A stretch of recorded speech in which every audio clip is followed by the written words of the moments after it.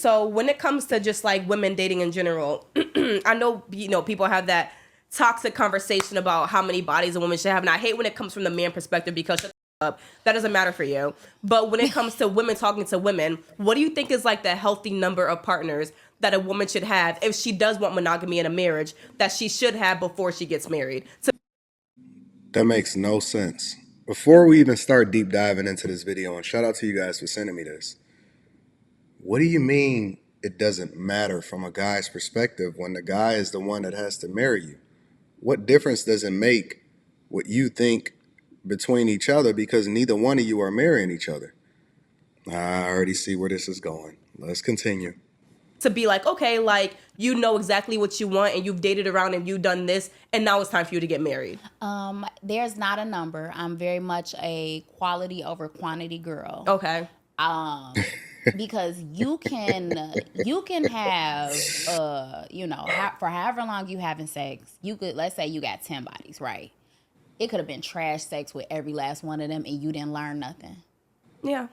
Or you could have had really amazing sex with 3 people. Mm-hmm. And you come and you like, look, I learned this trick. I know how to do this. So it's like, what are the quality experiences that you're having as opposed to quantity? Don't just be fucking to be fucking and then you walking away. You ain't got no nut. You just walking away with all you did, like you just got a wet ass. You ain't got nothing. You ain't got no money from him. He ain't taught you shit. You still as dumb as when you opened your fucking legs at the beginning of the situation. Like, what is the, you know what I'm saying? Because here's the thing. People, hate talking about like, oh, paying for pussy or, oh, everything is transactional. Yes, everything is fucking transactional. Everything you do in this life is transactional. If I provide you with my time, what is the exchange? That's literally, we live in a series of exchanges. So you 100%. have to appreciate those exchanges for what they are. And if they are not quality exchanges, just take that shit on the chin and do better next time. Because you have to, you know what I'm saying? That's how you learn. So for me, like,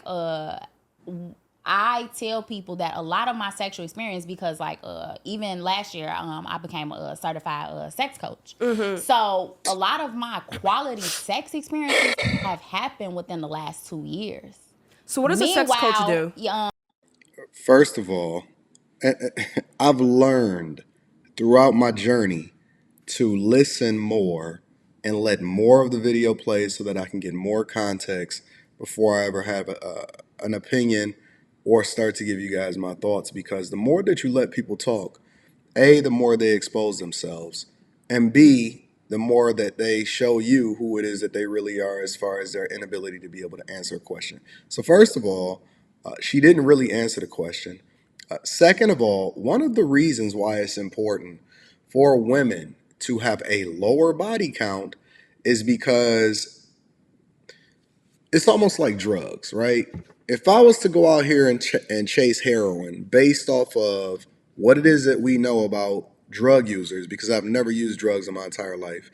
If I was to go out here and take heroin, they say that it's like the craziest high that you've ever gotten in your entire life the first time, and then you're chasing it for the rest of your life, right? It's the same thing when it comes to sex. And it's a gateway. And so when you start to open yourself up to multiple partners, what happens is you can't unsee what it is that you've already been through in order to then make the best decision as far as who it is that you're supposed to be with going forward. So the reason why it's important for a woman to have a low body count or to basically have no experience before she gets married, and the reason why women wear white dresses, or they were supposed to wear white dresses, and the reason why she was supposed to give her virginity over into her husband is because her womb is the most precious thing pretty much that you can offer a man. Secondly, on top of that, they're supposed to explore and become one because the emotional connection with a woman and a man usually heightens the sexual experience and it makes it that much euphoric. But if you're just getting it bust down for sport, then you really are looking for something different that's not in your nature or is not what it's intended to be as far as the bonding between a woman and a man.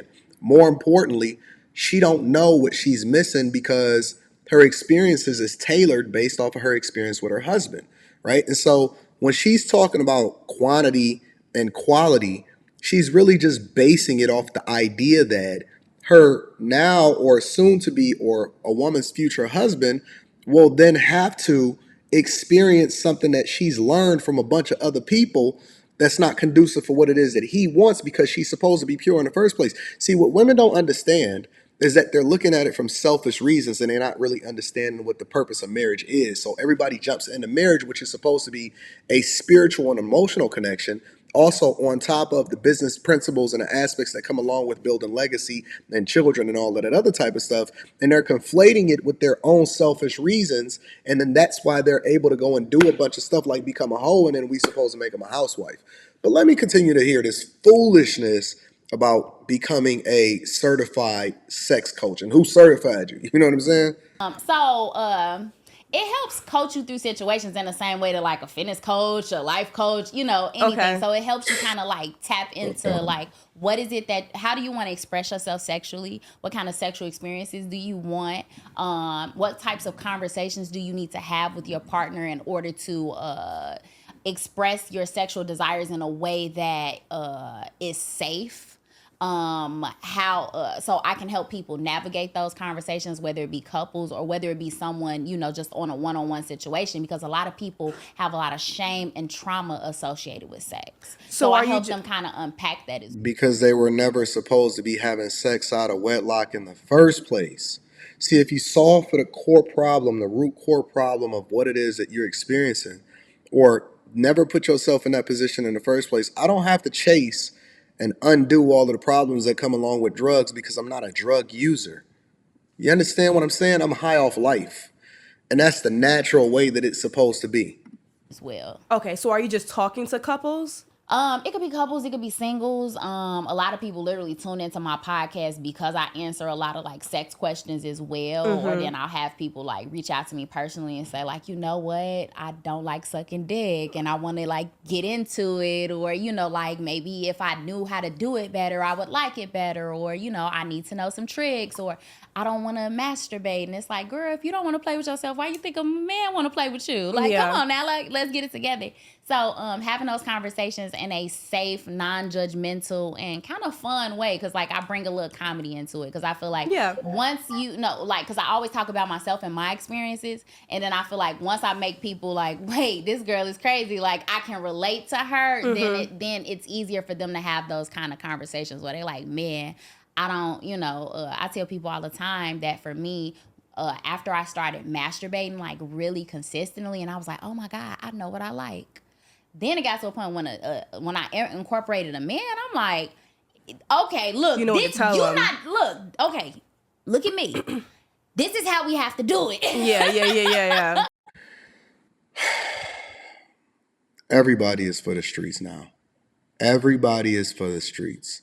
And this is one of the reasons why I said that if I was ever not married today, then I wouldn't even make myself available for marriage going forward, because nobody wants spoiled goods.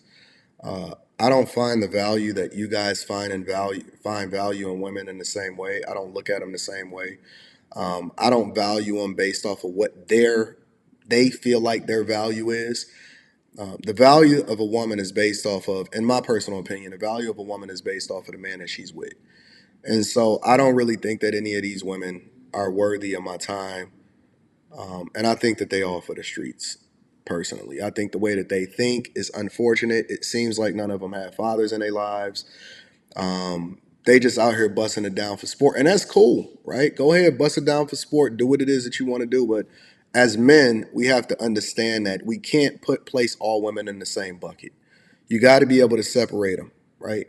And the reason that you have to be able to separate them is because and this is just my personal opinion, you cannot make a hoe a housewife, and you cannot bust down and wipe down a chick for the streets just because she know how to do a few tricks.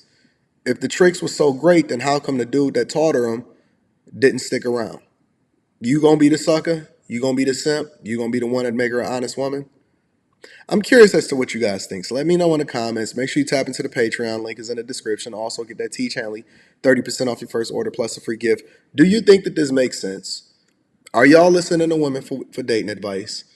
And do you think that quantity or quality or either one is even a factor in determining whether or not a woman is going to be your wife or not? Let me know in the comments. I'm curious as to what you guys think. Make sure you tap into the Patreon. I love you. I appreciate you. I'm out, man.